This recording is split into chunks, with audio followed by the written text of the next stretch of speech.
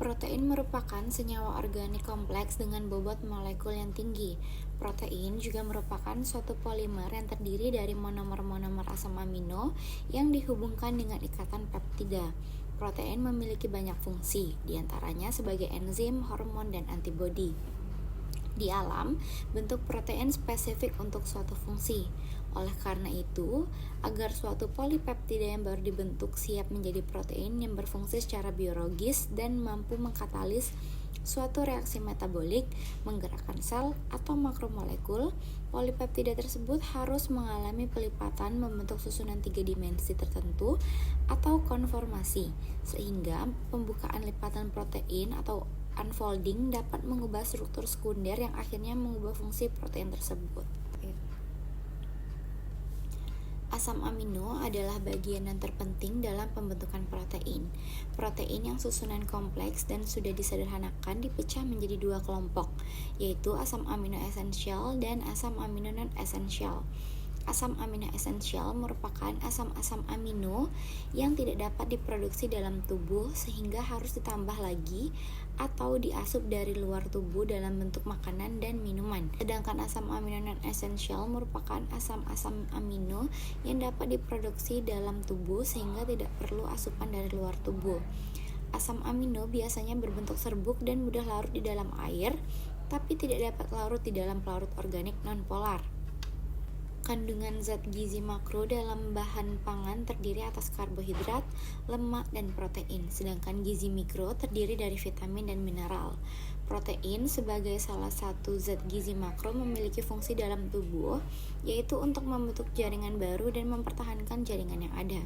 Protein tersusun atas 20 asam amino yang berbeda. Tubuh manusia tidak dapat mensintesis 9 asam amino diantaranya isoleusin, leusin, lisin, metionin, fenilalanin, treonin,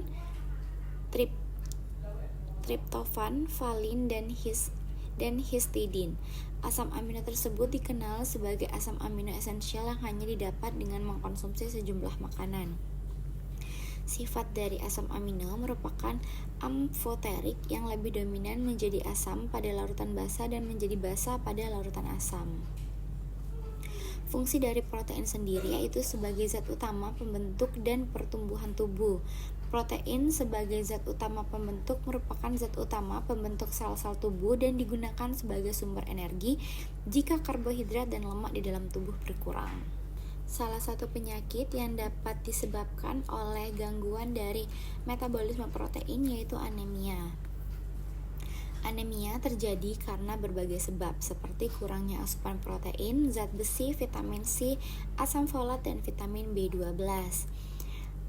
Asupan yang beragam memegang peran penting untuk mengatasi anemia.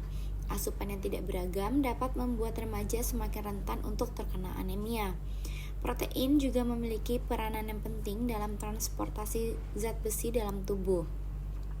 Kurangnya asupan protein akan mengakibatkan transportasi zat besi terhambat, sehingga akan terjadi defisiensi zat besi yang akan menyebabkan anemia. Transferin merupakan suatu glikoprotein yang disintesis di hati.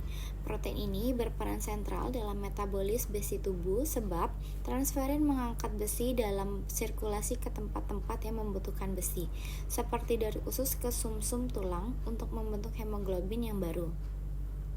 Fertirin adalah protein lain yang penting dalam metabolisme besi.